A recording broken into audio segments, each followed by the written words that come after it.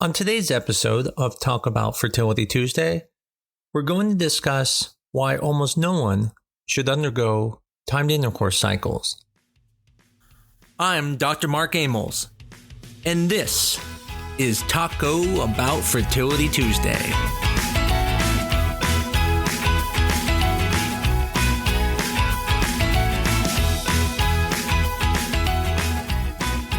Now, in last week's episode, we discussed artificial inseminations, also known as IUIs. And we discussed about the people who should do IUIs and the people who shouldn't.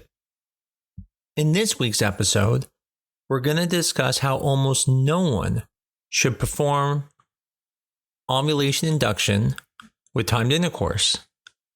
Now, don't get me wrong. I completely understand the desire for wanting to do timed intercourse. I mean, first, it's free. Who doesn't like free? But second, it just seems like it should work. I mean, if you're making another egg with something like Clomid or something like Femara and just having timed intercourse, meaning not doing an IUI, then it just makes sense that you should get pregnant more. I mean, you're making more eggs. I mean, how much more simpler can it get? But the reality is that most couples who try ovulation induction with just timed intercourse, who have been trying for 6 months to a year or more, will not get pregnant. And if you do get pregnant, it is likely just chance and would have happened anyways. Now, the first thing you're probably thinking is, yep, Dr. Amols is crazy again. I mean, my husband's sperm is fantastic. There's no reason to do IUIs. If we just do this medication, we have timed intercourse, it's going to work. I mean, his sperm's great. I've been told it's basically Superman-esque. And how could it not help? I mean, you're making extra eggs. Everyone knows 2 is better than 1. So let's look at this a little deeper. If you look at when people get pregnant, what you find is that in the first 3 months, approximately 50% of people will be pregnant. In the next 3 months, only another 20% of people will get pregnant. And if you even go out further and say, well, what about the next 6 months? Now it's a total of a year.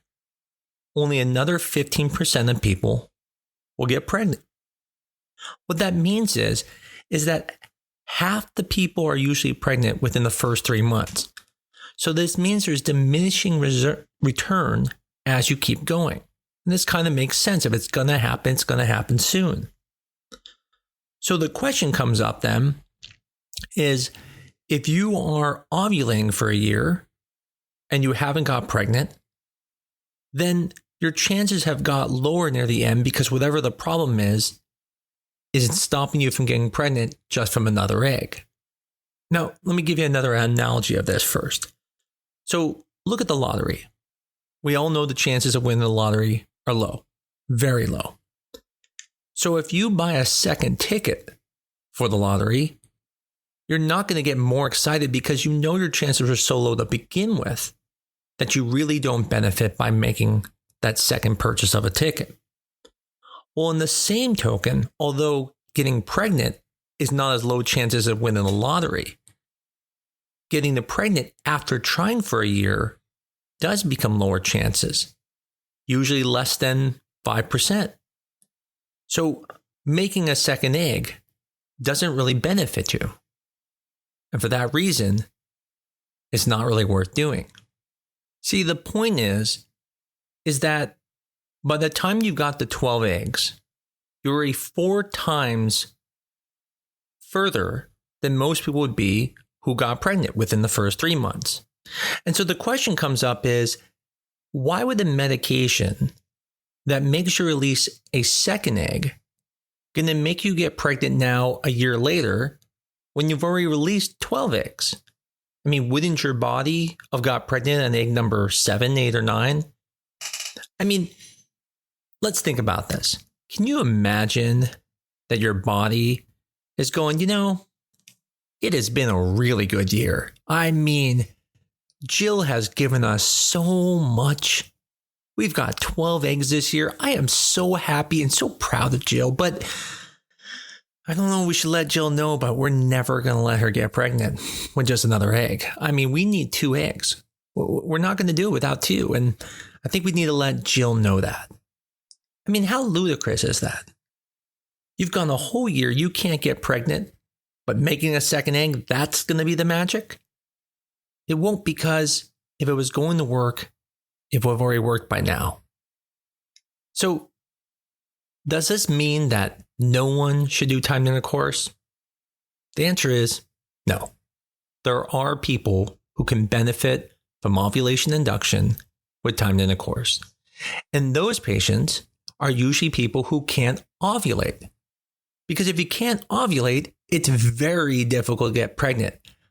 Honestly, no one can get pregnant if you don't ovulate.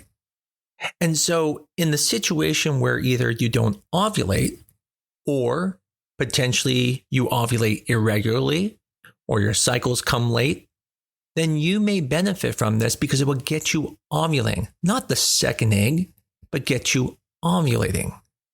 Additionally, if you just started trying, so let's say, you've been trying for a couple months, maybe 4 months, it's not unreasonable to say, hey, we want to boost our chances. I do this a lot for people who are doing donor sperm. Donor sperm is very expensive. So I'll say to them, hey, let's give it a little bit of extra med to make a second egg. That's going to boost your chances. The difference here is that they don't have a year worth of trying and not getting pregnant. We are doing it empirically from the beginning, so it has a benefit. The people who are not ovulating have the benefit because it finally lets them ovulate and lets them have a chance. But for people who have been trying for a year, who have been releasing egg after egg and not getting pregnant, regardless if your sperm came from Brad Pitt himself, your chances of getting pregnant are not really better using ovulation induction and timed intercourse. Now the question is, why do the clinics do it? I can honestly tell you I have no idea. I see it all the time. It makes absolutely no sense to me. I don't know if they think it's just a cheaper option to give people, but it's just not right. It doesn't work. It's known not to work. And if you do get pregnant, you probably would have got pregnant doing anything else. In the end, I'd say if you are ovulating every month and it's proven, and you're not getting pregnant after 1 year, don't waste your time with ovulation induction and timed intercourse. So I think I'm beating this horse dead when it comes to why you shouldn't do ovulation induction with timed intercourse. And we've been focusing mostly on just the egg, saying it really doesn't benefit you to have extra eggs because at this point, we haven't got pregnant. But I'll even go a step further. I think when we think of sperm and we're told that the semen analysis is good, we kind of give men a pass. We think, well, it must be me because if it's not his sperm, it must be my eggs or something wrong with me. And you would be wrong. See, a semen analysis is just an analysis. What that means is no sperm has been put through an obstacle course to find out it is the most hardy of all the sperm. So sperm can look good in a semen analysis, but actually do very poor in real world environments. And there's technically no way for us to know that because all we can do is look at what we call observational data, meaning we can look at the sperm and say, wow, you know what? That's a good looking sperm. That really moves. That one knows how to dance. But that doesn't mean when we can't see it and it's hidden inside the uterus going towards an egg that it's going to make it there or that's going to get in the egg.